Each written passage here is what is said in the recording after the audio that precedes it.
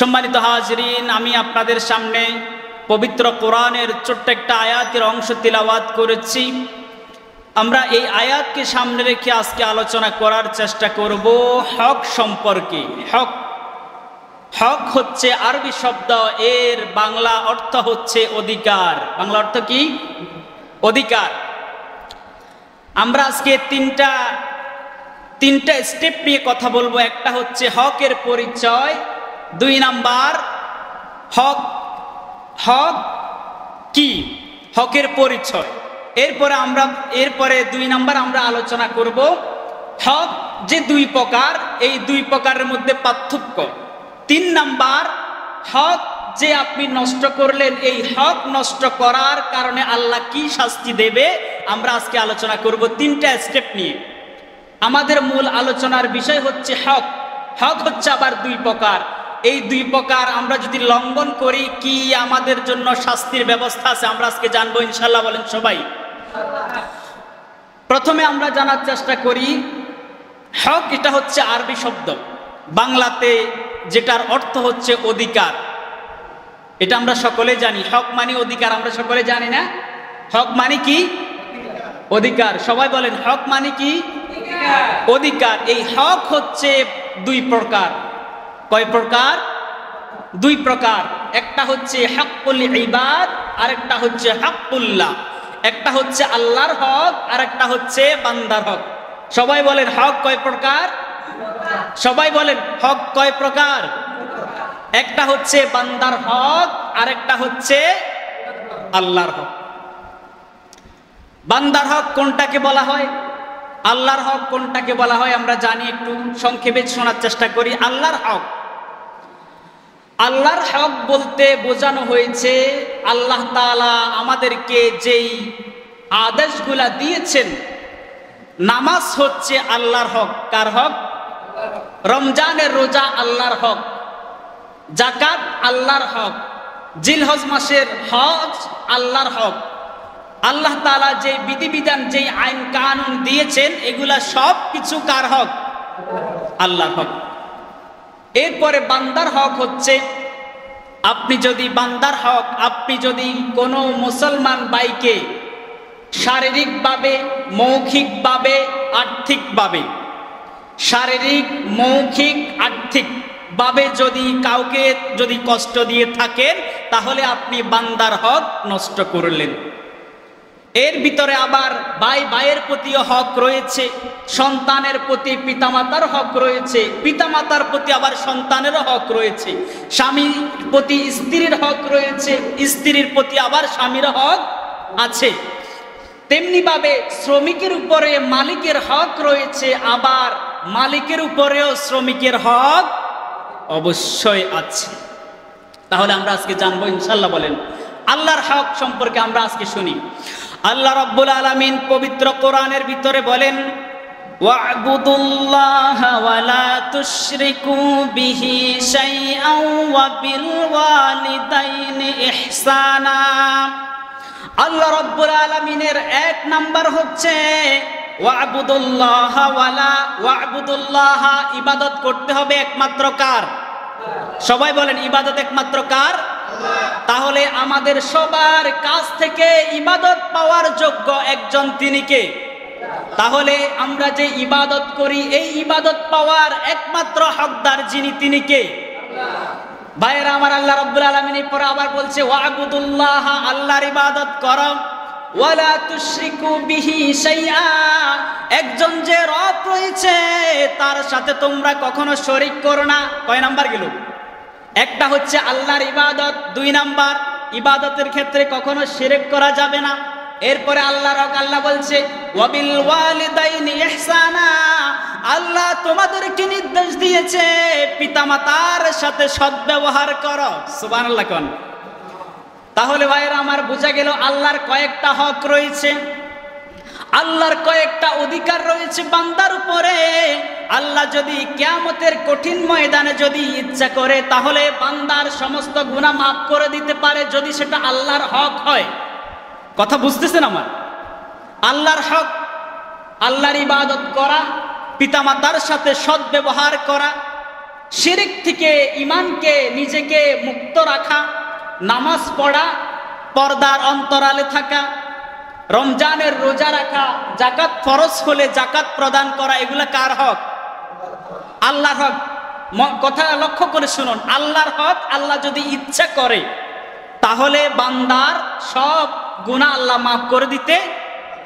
আল্লাহ তাআলা আমাদেরকে যেই অধিকার আল্লাহর উপর, আমাদের উপর রবের যেই অধিকার রয়েছে, আল্লাহ আমাদেরকে যেইগুলো পালন করার জন্য নির্দেশ দিয়েছে, যেই গাইডলাইন আল্লাহ আমাদেরকে দিয়েছে, আল্লাহ আবার এটাই বলে দিয়েছে বান্দা এই কাজগুলা যদি না করে বান্দা গুনাহগার হবে। তবে আমি আল্লাহর একটা সুপ্রিম পাওয়ার হচ্ছে, আল্লাহর একটা পাওয়ার সব সময় থাকে, আল্লাহ যদি ইচ্ছা করে বান্দার সমস্ত গুনাহ মাফ করে দিতে পারে। সুবহানাল্লাহ। এরপরে আল্লাহ আবার বলছে ইন্নাল্লাহা লা ইয়াগফিরু আন ইউশরাকা বিহি ওয়া ইয়াগফিরু মা দুনা যালিকা লিমান ইয়াশা। আল্লাহ তাআলা যদি চায় বান্দার সমস্ত গুনাহ মাফ করে দিতে পারে, কিন্তু একটা গুনাহ আল্লাহ কখনো মাফ করবে না, সেটা হচ্ছে শিরকের গুনাহ। কোন গুনাহ? শিরকের গুনাহ আল্লাহ কখনো মাফ করবে না। তাহলে আল্লাহর হক যেগুলা, আল্লাহ যদি ইচ্ছা করে বান্দার সমস্ত গুনাহ আল্লাহ মাফ করে দিতে পারে, কিন্তু যেগুলা এখানে আল্লাহ বলে দিয়েছে যদি সেটা আল্লাহর হক হয়। কার হক? আল্লাহর হক কোনগুলা বলেছি না? নামাজ, রোজা, হজ, যাকাত, পিতামাতার সাথে সদ্ব্যবহার, আল্লাহর ইবাদত, এরপরে শিরক মুক্ত জীবন, এগুলা হচ্ছে আল্লাহর হক। আল্লাহ যদি ইচ্ছা করে বান্দা এগুলা যদি নাও করে, আল্লাহ যদি ইচ্ছা করে তাহলে মাফ করে দিতে পারে, কিন্তু শর্ত একটা, আল্লাহ বলেছে শিরক আল্লাহ কখনো মাফ করবে না। তাহলে বুঝতে পেরেছেন তো আল্লাহর হক কোনগুলা। এরপরে আসি ভাইয়েরা আমার বান্দার হক। বান্দার হক কি এবার দেখেন। বান্দার হক হচ্ছে, আপনি যদি কোনো মুসলমান ভাইকে মৌখিকভাবে, শারীরিকভাবে, আর্থিকভাবে, যদি মানসিকভাবে যদি কষ্ট দিয়ে থাকেন, শারীরিকভাবে, মৌখিকভাবে, আর্থিকভাবে, মানসিকভাবে কোনো মুসলমান ভাইকে যদি কষ্ট দিয়ে থাকেন, সেই মুসলমান যতক্ষণ আপনাকে মাফ করবেন না, আল্লাহ ততক্ষণ আপনাকে মাফ করবে না। নাউজুবিল্লাহ। কথা বুঝছেন তো? এটা হচ্ছে বান্দার হক। শারীরিক, মৌখিক, আর্থিক, মানসিক, চারটা। শারীরিক, মৌখিক, আর্থিক, মানসিক, এই চারটা ক্ষেত্রে আপনি যদি কোনো বান্দাকে, যদি আপনার কোনো মুসলমান ভাইকে যদি কষ্ট দিয়ে যদি থাকেন, সেই মুসলমান আপনাকে যদি মাফ যদি না করে, আল্লাহ বলছে আমি নিজেও মাফ করতে পারবো না। নাউজুবিল্লাহ বলেন না। এখন আমাদের সমাজে এই অবস্থা আছে কিনা বলেন না? ভাই ভাইকে কষ্ট দেয়, স্বামী তার স্ত্রীর হক আদায় করছে না, স্ত্রী তার স্বামীর হক আদায় করছে না, শ্রমিক তার মালিকের পরিপূর্ণ হক আদায় করছে না, মালিক তার শ্রমিকের পরিপূর্ণ হক আদায় করছে না, এরপরে পিতামাতা সন্তানের পরিপূর্ণ হক আদায় করছে না। এমন সন্তানও আছে পিতামাতার পরিপূর্ণ হক আদায় করছে না। আমাদের সমাজে আছে না নাই? তাদের জন্য আল্লাহর জান্নাত নাকি জাহান্নাম? সাবধান ভাইরা আমার। এরপরে দেখেন, বান্দার হক থেকে বেঁচে থাকতে হবে আমাদেরকে।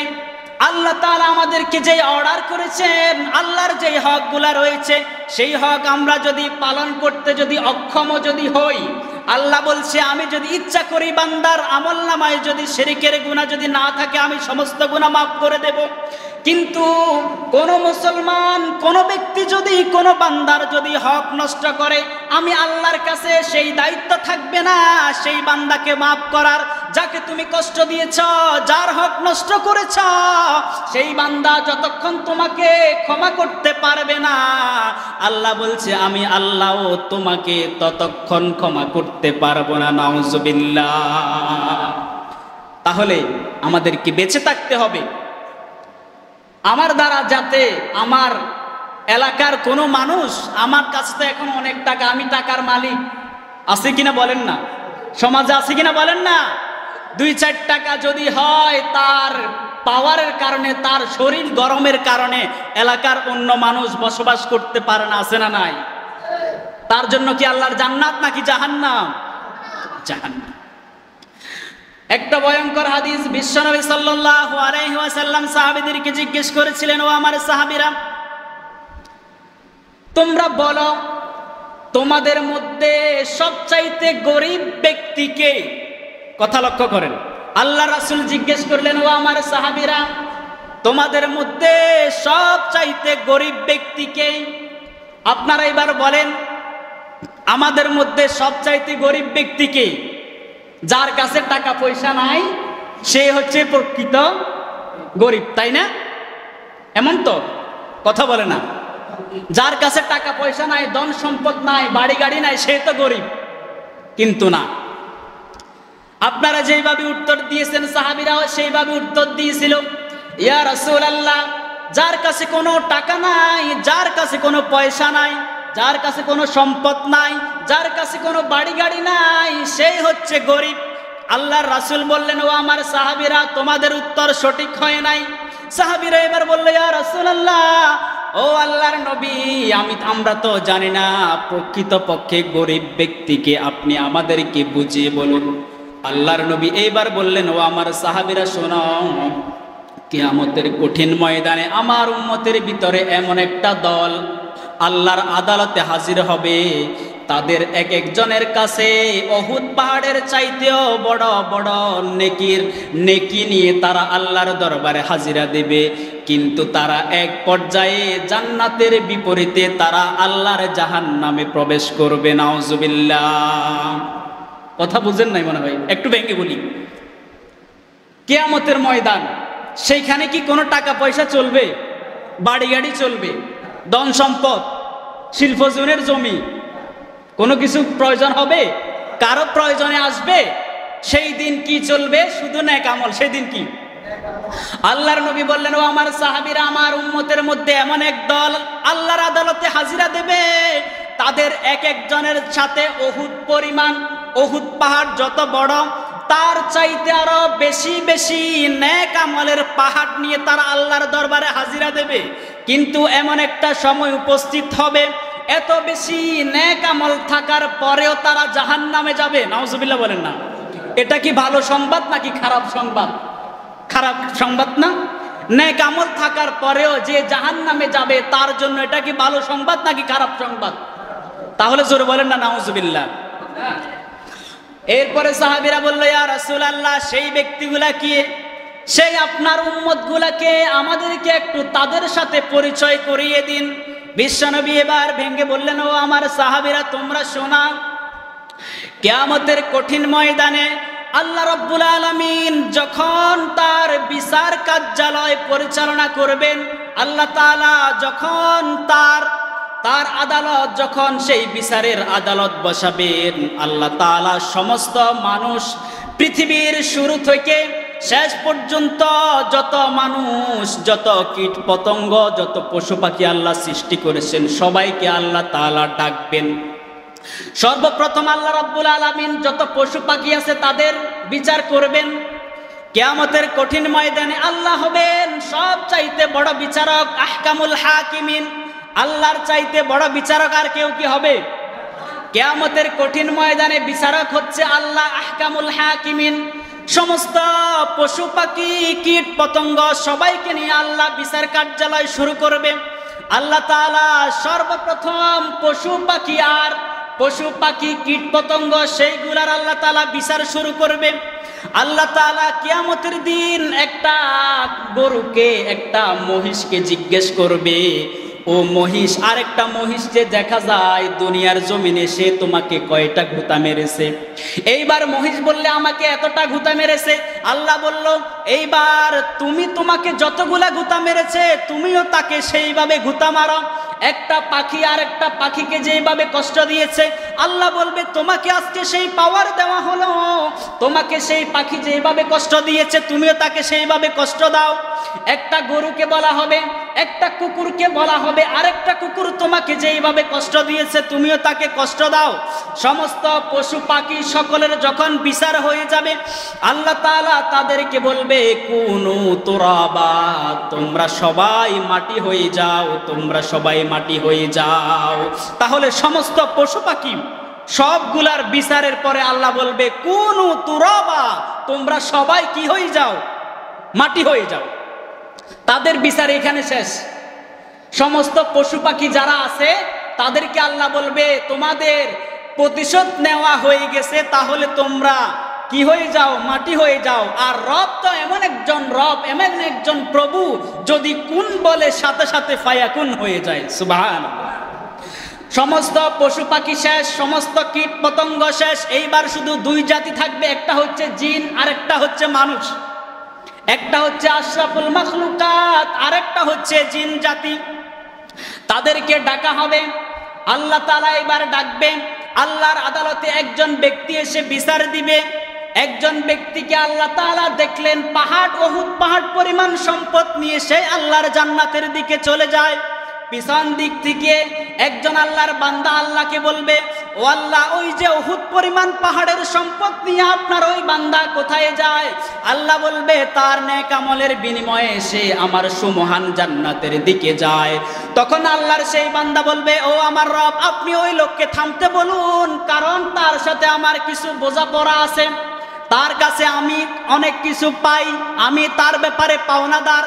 আল্লাহ বলবে ফেরেশতাদের মাধ্যমে, ওই লোককে ডাকো যেই লোক উহুদ পরিমাণ পাহাড়ের সম্পদ নিয়ে আমার সুমহান জান্নাতে যায়, তাকে তোমরা ডাকো। যখন ডাকা হবে সেই লোক আল্লাহর আরশে আজিমের পাশে আসবে, ওই লোকও থাকবে। এবার ওই ব্যক্তি বলবে, আল্লাহ, দুনিয়ার জমিনে আপনার এই বান্দা হজ করেছিল, জাকাত করেছিল, গরিবের মেয়ের বিয়েতে টাকা পয়সা অর্থ দিয়ে সম্পদ দিয়ে সাহায্য করেছিল, মসজিদের মাইক কেনার জন্য টাকা দিয়েছিল, কিন্তু তার বিপরীতে পিছনে পিছনে আপনার এই বান্দা আমাকে দুনিয়ার জমিনে কষ্ট দিয়েছে। নাউজুবিল্লাহ বলেন না। সেই লোকের আর কি কোনো বাঁচার উপায় আছে? বাঁচার উপায় আছে?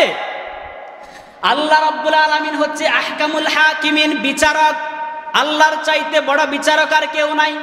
আল্লাহ রাব্বুল আলামিন এইবার বলবে, ও বান্দা, তুই যে আমার এই বান্দার হক যেইভাবে নষ্ট করেছিলি, আজকে তো তুই আমার বান্দাকে মেরেছিলি, দুনিয়ার জমিনে আমার বান্দাকে মেরেছিলি, দুনিয়ার জমিনে আমার এই বান্দাকে পারিবারিকভাবে কষ্ট দিয়েছিলি, দুনিয়ার জমিনে তোর কাছে যখন সুপ্রিম পাওয়ার ছিল মিথ্যা মামলা দিয়ে আমার এই বান্দাকে হয়রানি করেছিলে, কিন্তু আজকে তো এই কঠিন ময়দানে মিথ্যা মামলার কোনো প্রয়োজন নাই, টাকা পয়সার কোনো প্রয়োজন নাই, ধন দৌলতের কোনো প্রয়োজন নাই, আজকে হচ্ছে নেক আমলের খেলা।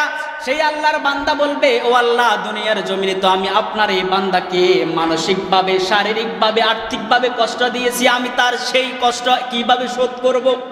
আল্লাহ এবার বলবে, এই এমন একটা দিন, এই দিনে নেক আমল ছাড়া কিছু চলবে না। আল্লাহ তাআলা বলবে, ও বান্দা, তুই আমার এই বান্দাকে যেইভাবে কষ্ট দিয়েছিলি, সেই কষ্টের বিনিময়ে তোর কাছে যতগুলা নেক আমল আছে, আমার এই বান্দাকে তার কিছু অংশ দিয়ে দে। নাউজুবিল্লাহ। তার জান্নাত থেকে জাহান্নামে যাওয়ার সার্টিফিকেট শুরু হচ্ছে। দেখেন, জান্নাতে যাওয়ার কথা ছিল, এরপরে জাহান্নামে যাওয়ার সার্টিফিকেট শুরু হচ্ছে। 1 নাম্বার, তাকে কিছু তার নেক আমল থেকে দিয়ে দেওয়া হলো।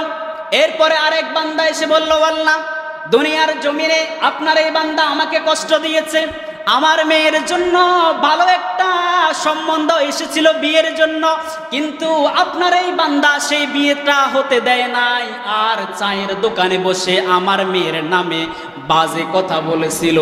আসেনি? সবাই বললেন না তো? আছে? আপনাদের এলাকায় আছে? আল্লাহর সেই বান্দা বলবে, ও আল্লাহ, সেইভাবে আপনার এই বান্দা আমার মেয়ের বিয়েটা সুন্দরভাবে হতে দেয় নাই, আপনার এই বান্দা আমার মেয়ের সুন্দরভাবে বিয়েটা হতে দেয় নাই। আমার মেয়ে ছিল একজন সতী নারী, তার চরিত্রের ভিতরে কোনো কলঙ্ক নাই, আমার মেয়ের চরিত্রের ভিতরে কোনো দাগ নাই। আপনার এই বান্দা গ্রামের যেই সংসদগুলা চায়ের দোকান আছে, সেই দোকানে বসে বসে আমার মেয়ের নামে মিথ্যা অপবাদ দিয়েছে। আপনার এই বান্দা মিথ্যা অপবাদ দেওয়ার কারণে আমার মেয়ের বিয়ে হয় নাই। এইভাবে আপনার এই বান্দা আমার হক নষ্ট করেছে। আল্লাহ বলবে, ও বান্দা, তুই যে এই বান্দার হক নষ্ট করেছিলি, আজকে তো সেই বান্দা তোর সেইভাবে হক নষ্ট করার কোনো সুযোগ নাই। কিয়ামতের ময়দানে বিয়ে শাদীর ব্যবস্থা আছে না? নাই। জান্নাতে গেলে আল্লাহ আমাদেরকে সেই 70,000 72,000 হুরের সাথে আল্লাহ আমাদেরকে বিয়ে দেবে। সেটা জান্নাতে যাওয়ার পরে, হিসাব নিকাশের পরে। হিসাবের আগে কোনো বিয়ে শাদীর ব্যবস্থা আছে? আছে? নাই। এবার আল্লাহ বলবো, ও বান্দা, তুই আমার বান্দাকে যেইভাবে কষ্ট দিয়েছিলি, আজকে তার ক্ষতিপূরণ হিসেবে কিছু নেক আমল আমার এই বান্দার আমল নামায় দিয়ে দে। তাহলে জাহান্নামে যাওয়ার জন্য সার্টিফিকেট কয়টা হয়েছে? 2টা। এইভাবে আল্লাহর বান্দা দিতে দিতে তার সমস্ত নেক আমল শেষ হয়ে যাবে। এবার আপনারা বলেন, সে যে জান্নাতে যাওয়ার সময় যখন যাচ্ছিল, তার নেক আমল ছিল উহুদ পাহাড়ের চাইতে আরো বেশি। এরপরে বান্দা সকলের হক দিতে দিতে আল্লাহর সেই বান্দার নেক আমলের খাতা হয়ে যাবে একবার জিরো। আর কিছু আছে? নাই। এরপরে আল্লাহর আরেক বান্দা চলে আসলো উপস্থিত। আল্লাহর সেই আরেক বান্দা এসে বলল, ও আল্লাহ, আপনার এই বান্দা দুনিয়ার জমিনে তার কাছে যখন ক্ষমতা ছিল, আল্লাহ তাআলা তাকে যখন ক্ষমতা দিয়েছিল, সেই যখন এলাকার মেম্বার হয়েছিল, সেই যখন এলাকার কমিশনার হয়েছিল, সেই যখন এলাকার ওয়ার্ড কাউন্সিলর হয়েছিল, আপনার এই বান্দা আমি নির্দোষ থাকা সত্ত্বেও তার সুপ্রিম পাওয়ারের কারণে মিথ্যা মামলা দিয়ে আমাকে হয়রানি করেছে। আছে না নাই? আছে। মিথ্যা মামলা দিয়ে আমাকে হয়রানি করেছে আপনার এই বান্দা, কিন্তু আমি নির্দোষ ছিলাম। ও আল্লাহ, আমার কোনো দোষ ছিল না। আমি নির্দোষ থাকা সত্ত্বেও আপনার বান্দার কাছে, আপনার বান্দার যখন পাওয়ার ছিল, আপনার বান্দা মিথ্যা মামলা দিয়ে আমাকে জেল জুলুমে নির্যাতন করেছে। আজকে তো এই কঠিন দিন, জেল জুলুমের কোনো ব্যবস্থা নাই। আল্লাহ, আজকে আপনার বান্দার থেকে আমি কিছু নেক আমল নিয়ে শোধবোধ করতে চাই। সেই বান্দার আমল নামায় কিন্তু কোনো নেক আমল এখন নাই, সব দেওয়া শেষ। সব দেওয়া কি শেষ? এরপরে আরেক বান্দা এসে বলল, আমাকে জেল জুলুম দিয়ে আপনার এই বান্দা অত্যাচার করেছে, এখন আমি কি করব? আল্লাহ রাব্বুল আলামিন এবার বলল, যাকে তুই মিথ্যা মামলা দিয়ে কষ্ট দিয়েছিলি, তার যতগুলা বদ আমল আছে, সব বদ আমল তোর আমল নামায় নিয়ে নে। নাউজুবিল্লাহ। বদ আমল নামা নিয়ে নেওয়ার কারণে আল্লাহর সেই বান্দা জান্নাতে যাওয়ার উপযোগী ছিল, কিন্তু অন্যজনের বদ আমল নিতে নিতে আল্লাহর বান্দা কখনো আল্লাহর জান্নাতে যেতে পারবে না। নাউজুবিল্লাহ। তাহলে ভাইরা আমার, এই কথাগুলা যে বলেছি, এগুলা কি সুন্দর সুর দিয়ে আলোচনা করা, নাকি আমাদের বাস্তব জীবনে এগুলোর পরিবর্তন ঘটানো? আমাদের জীবনকে এগুলা দিয়ে সাজাতে হবে না? সাবধান। এরপরে ভাইয়েরা আমার, হক, পিতামাতার হক সন্তানের উপরে আছে না নাই?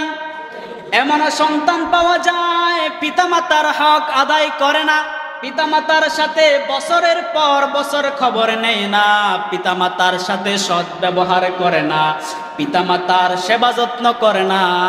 সেই সন্তানের জন্য আল্লাহর আদালতে পিতামাতা হয়ে সন্তানের জন্য আল্লাহর আদালতে মামলা করবে। সাবধান যুবক ভাইয়েরা, সাবধান আমার মুসল্লি বাবাজিরা, সাবধান। পিতামাতার অবাধ্য হওয়া চলবে না। চলবে? পিতামাতার অবাধ্য যদি হও, আল্লাহর জান্নাত তো দূরের কথা, আল্লাহর জান্নাতের সুঘ্রাণও তোমার নাকের ভিতরে আসবে না। ঠিক কিনা বলেন? তাহলে আমার ভাইয়েরা, বিশ্বনবী বলেন, পিতামাতা যেই সন্তানের উপরে, আমি গত জুমায় বলেছি, যেই সন্তানের উপরে পিতামাতা সন্তুষ্ট হয়, সেই সন্তানের উপরে আল্লাহ সন্তুষ্ট। তাহলে জান্নাতে যেতে হলে পিতামাতার সন্তুষ্টর দরকার আছে না নাই? এরপরে ভাইয়ের প্রতি অধিকার আছে না নাই? ভাই যদি 3 জন হয়, ভাই যদি 4 জন হয়, কিংবা ভাই যদি 2 জন হয়, বড় ভাইয়ের চাইতে যদি ছোট ভাইয়ের সম্পদ আর টাকার গরম যদি বেশি থাকে, ওই ছোট ভাই বড় ভাইকে কখনো মূল্যায়ন করে না। আছে না নাই? আপনি আপনার ভাইকে কঠিন কথা বললেন, দুনিয়ার জমিনে তার একটা আপনি হক নষ্ট করলেন। মৌখিকভাবে আপনি যদি আপনার ভাইকে আপনি যদি মৌখিকভাবে যদি কঠোর কথা বলেন, যদি কঠিন কথা বলেন, তাহলে আপনি মৌখিকভাবে আপনি আপনার ভাইয়ের হক নষ্ট করলেন। সম্পদের দিক থেকে একটা সন্তান, ভাই যদি 2 জন হয়, পিতামাতার সম্পদ যতগুলা থাকুক সব জায়গায় 2 ভাগ হবে না? আপনি ভালোগুলা নিলেন আর আপনার ভাই যার কাছে টাকা পয়সা কম তাকে দিলেন খারাপগুলা, ডোবা নালা যেইগুলা আছে এই পানির মধ্যে আপনার ভাইকে দিলেন, আপনি নিলেন পৌরসভায় জায়গা। এটা আপনার ভাইয়ের প্রতি অবিচার হয়েছে না? এই অবিচারের কারণে আপনার বড় ভাই, আপনার ছোট ভাই কিয়ামতের কঠিন ময়দানে আল্লাহর আদালতে আপনার জন্য মামলা করবে। সাবধান, সাবধান, সাবধান, সময় থাকতে সাবধান। এরপরে স্বামীর প্রতি স্ত্রীর অধিকার আছে না নাই? আমাদের সমাজে এমনও স্বামী আছে স্ত্রীর প্রতি সৎ ব্যবহার করে না, স্ত্রীর সাথে সুন্দর ব্যবহার করে না। আল্লাহ রাব্বুল আলামিন বলেন ওয়াআশিরুহুন্না বিল মা'রুফ, তোমরা তোমাদের স্ত্রীদের সাথে সৎ ব্যবহার করো, স্ত্রীদের সাথে শালীন ভাষায় কথা বলো, স্ত্রীদের সাথে সুন্দর ভাষায় কথা বলো, স্ত্রীদের সাথে কখনো গালমন্দ করে কথা বলো না। আল্লাহর নবীও নিষেধ করেছে। দেখেন স্বামী স্ত্রীর মধ্যে যে মহব্বত থাকা দরকার এগুলো আছে এখন? স্বামী যেমন স্ত্রীও তেমন আছে না নাই? সবাই বললেন না তো, নাই মনে হয়? স্বামী যেমন স্ত্রীও তেমন আছে না নাই? পরিবারের মধ্যে শান্তি নাই, শুধু অশান্তি আর অশান্তি আছে না নাই? এইগুলার বিশেষ কারণও এখন টাচ মোবাইল, পরকীয়া বেড়েছে। কারণ স্বামী যদি স্ত্রীর পরিপূর্ণ হক যদি আদায় যদি না করে, সেই স্ত্রী পরক্ষণে পরকীয়ায় জড়ায়। ঠিক কিনা বলেন?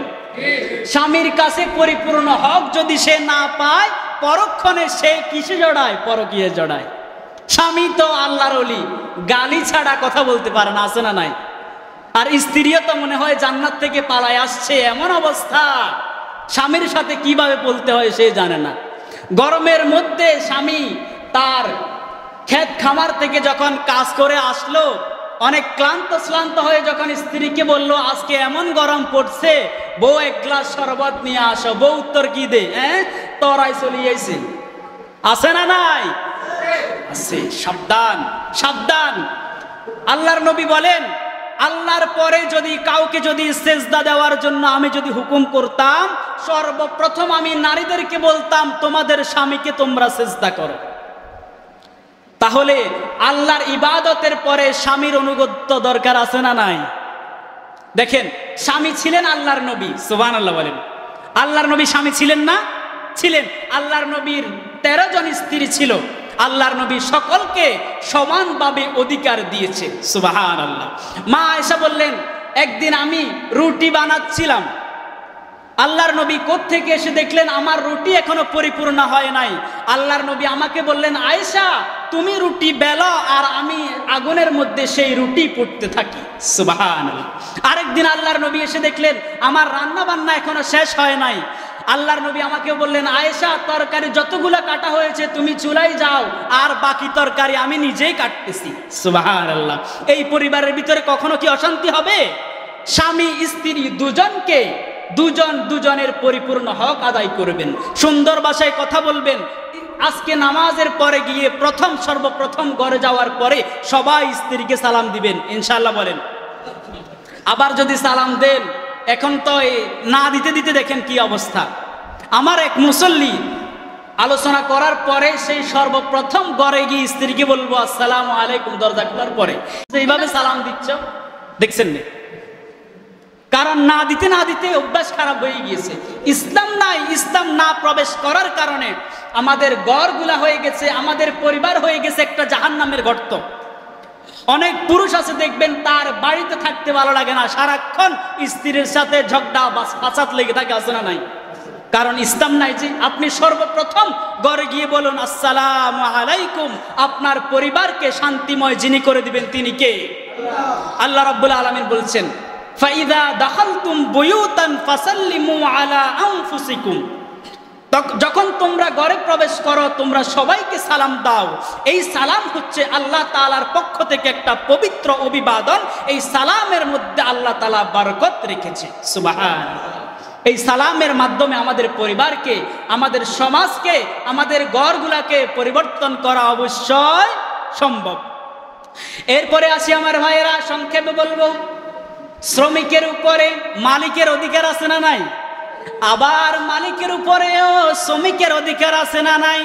আমাদের সমাজে এমন অবস্থা হয়ে গিয়েছে, মালিক যদি 3 নাম্বার চোর হয় আর শ্রমিক হবে 4 নাম্বার চোর, আছে না নাই? আমাদের সমাজে এমন মালিক আছেন সারাদিন শ্রমিকদের কাছ থেকে কাজ করায়, শ্রমিকদের কাছ থেকে সমস্ত তার পাওনা বুঝিয়ে নেয়। যখন সন্ধ্যা হয় আর শ্রমিকের টাকার জন্য, শ্রমিকের পারিশ্রমিকের জন্য মালিককে খুঁজে পাওয়া যায় না, আছে না নাই? এইরকম মালিকও আছে না? এইরকম মালিক যখন হয়, শ্রমিক বলে তোরে কিভাবে কি করতে হয় আমি জানি। শ্রমিক যায় চা খাইতে, মালিক যায় চা খাইতে, শ্রমিক বসে বসে বাতাস খায়, আছে না নাই? কাজ শেষ হওয়ার পরে আপনি যদি আপনার শ্রমিকের পারিশ্রমিক দিয়ে দেন, পরবর্তীতে যখন সেই শ্রমিক আপনার কাজ করতে আসবে, সে কি আপনাকে আর ফাঁকি দেবে?